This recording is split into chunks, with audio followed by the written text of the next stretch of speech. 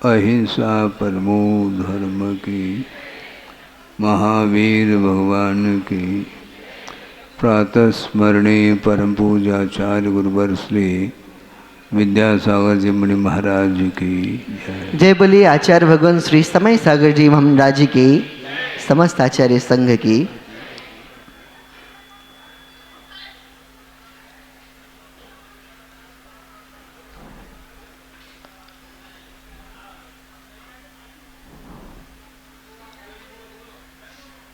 हमेशा स्मृति जो होती है वो अतीत की होती है और अनागत की आकांक्षाएं बनी रहती हैं। इसमें विचार करने योग्य विषय ये है, अतीत की स्मृति होते हुए भी विषयजन्य जो स्मृति है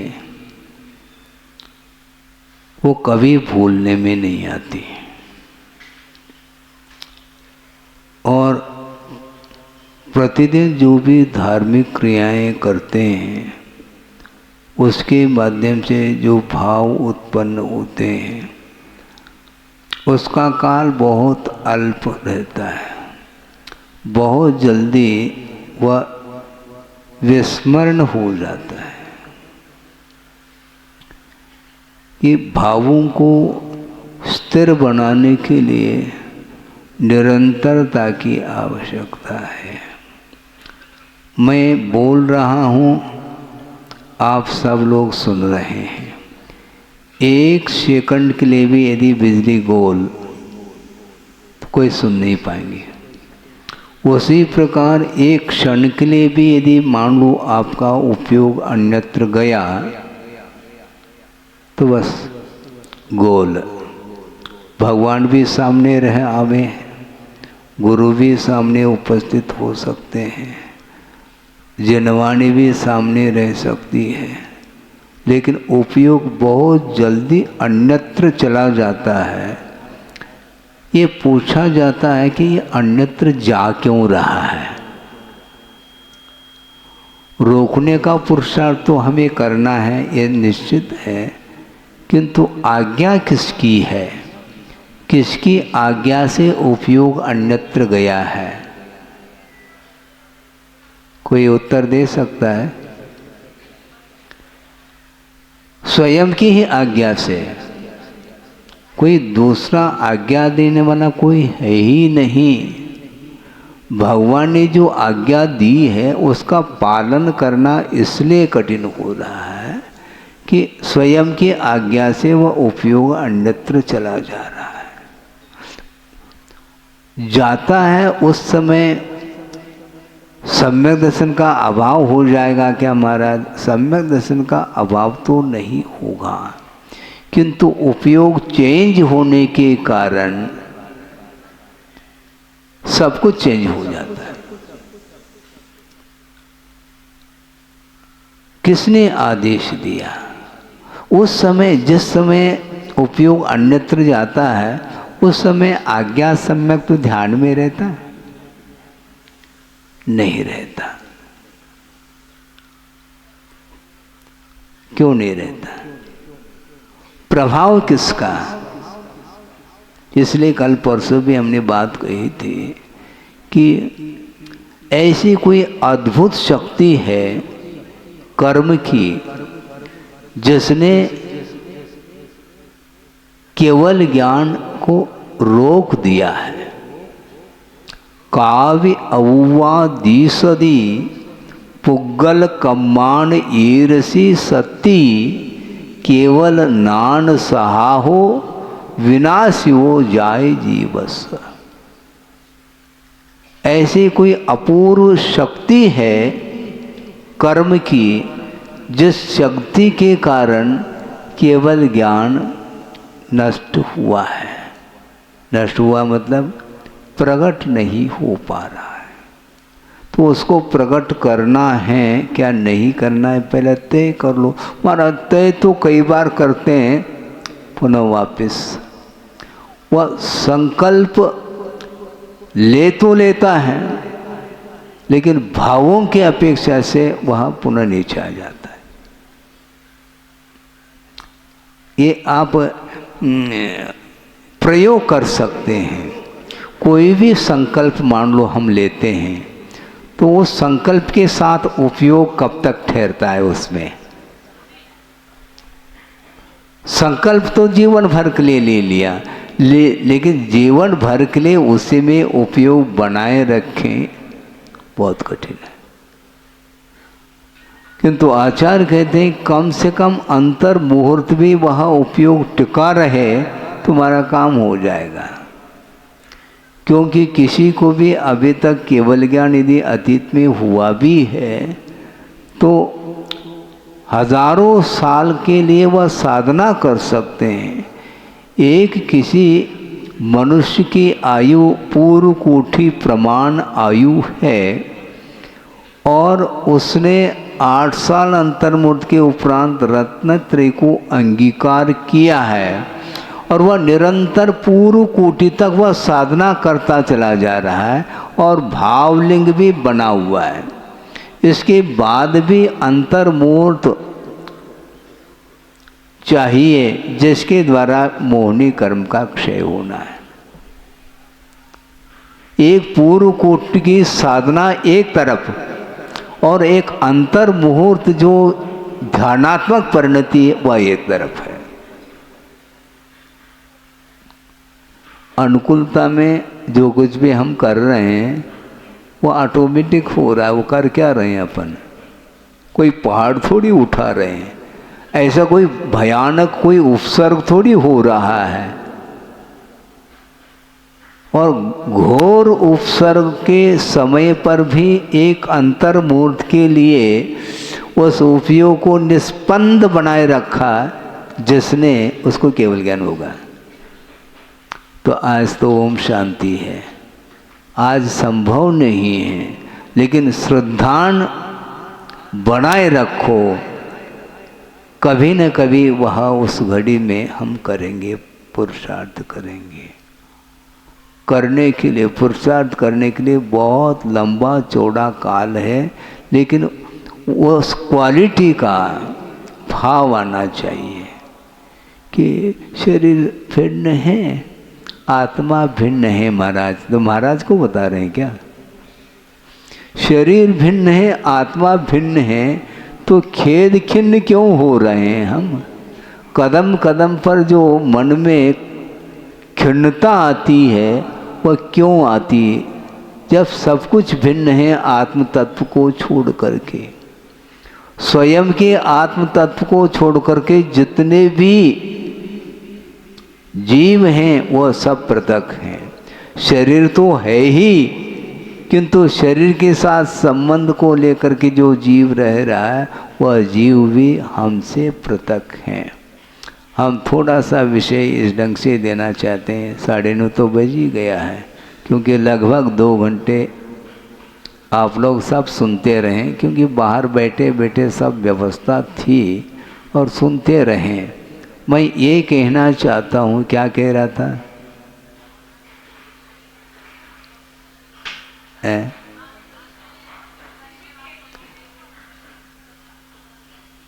हाँ, खेद खिन्नता। ये जब भिन्न है तो खेद खिन्नता क्यों? स्वभाव का या स्वरूप का परिज्ञान होने के बाद भी उसका संबंध पर से लगा हुआ है, इसलिए वो भीतर जब तक नहीं आएगा तब तक वह कार्य संपादित नहीं होगा। अपने आप के उपयोग को, जो बाहर उपयोग बार बार जा रहा है, उसको समेट करके अपने भीतर ले आना है उसको। ये कौन करेंगे? कोई दूसरा नहीं, सेल्फ, स्वयं को ही करना है। करके देगा नहीं कोई। आगम में केवल वस्तु का स्वरूप वर्णित है और अनुकरण हमें करना है। हम वर्णन तो कर रहे हैं किंतु अनुकरण नहीं कर पा रहे हैं अभी तक। हाँ, बहुत कठिन है। मैं ये कह रहा था कि केवल अंतर मुहूर्त में ही वो कार्य होना है और उसकी प्रतीक्षा अपन कर रहे हैं।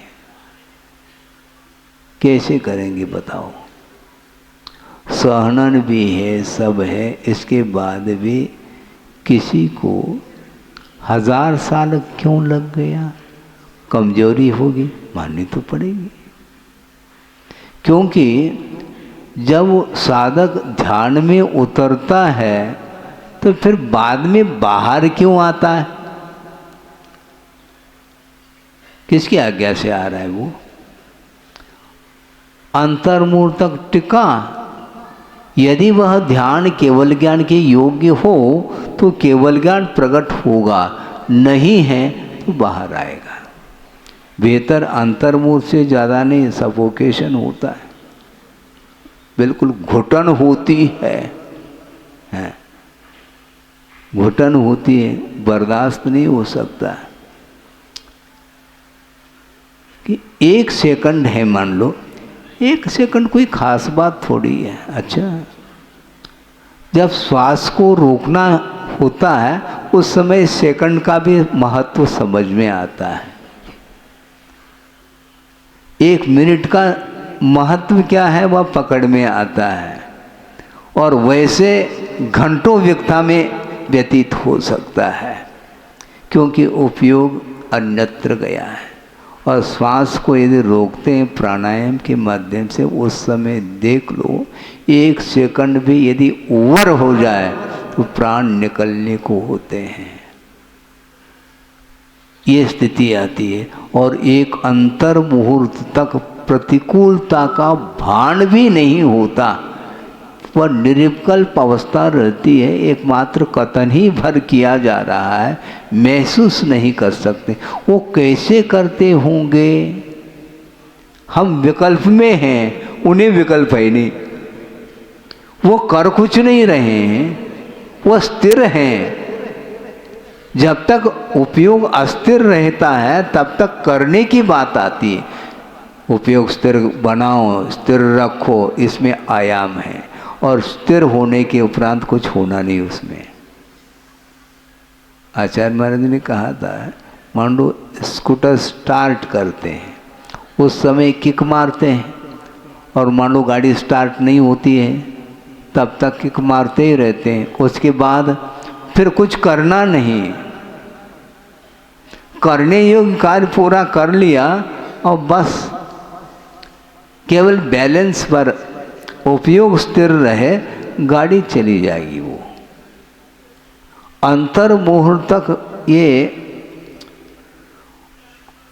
बहुत कठिन है, बहुत कठिन है। क्या अत्यंत कठिन है, क्योंकि चतुर्थ काल में भी यह दुर्लभ है।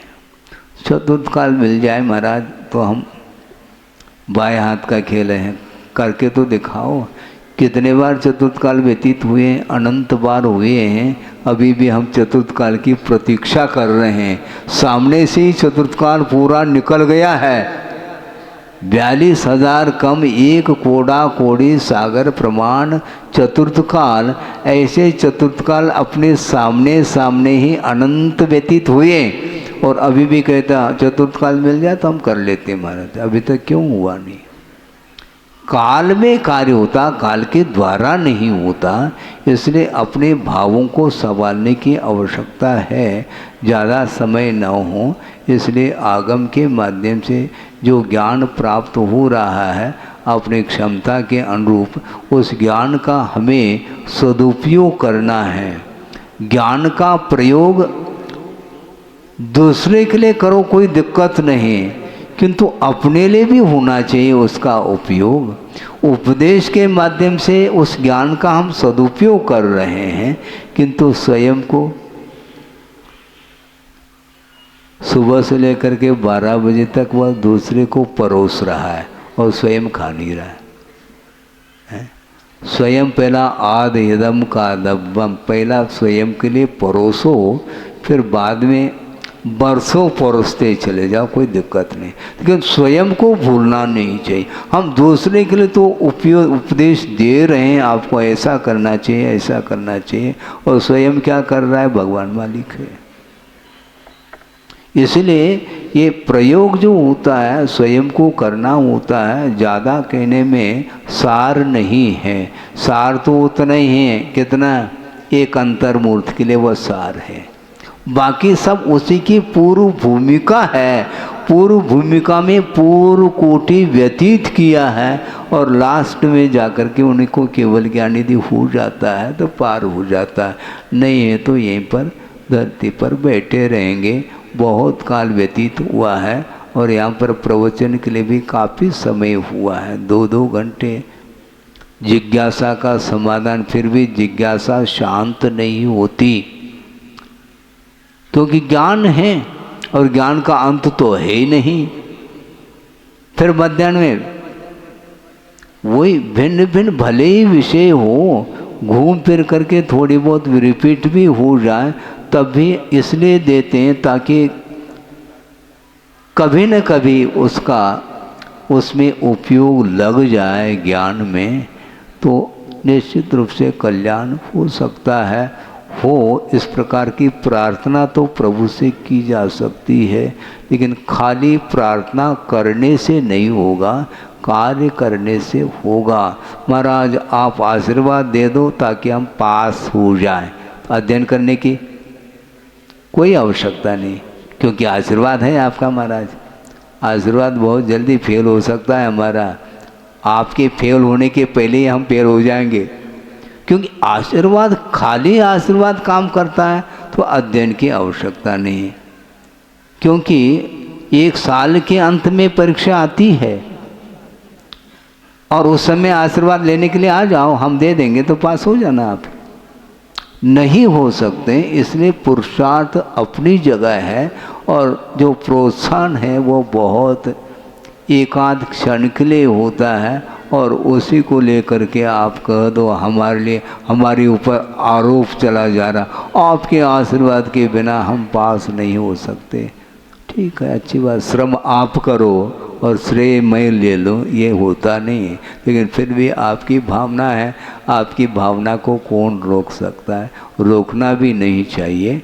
इसलिए आप किसी भी प्रकार से आप अपने आप के उपयोग को स्थिर करके अपने लक्ष्य तक पहुंचने का पुरुषार्थ करें, यही इस विषय का सार है। अहिंसा परमो धर्म की जय। बोधि समाधि परिणाम शुद्धि स्वात्मोपलब्धि शिव शोक सिद्धि चिंतामणिम चिंतित वस्तुदाने त्वां मंद मानस्य ममास्तुले। परम पूज्य आचार्य गुरुवर श्री विद्यासागर जी महाराज की जय।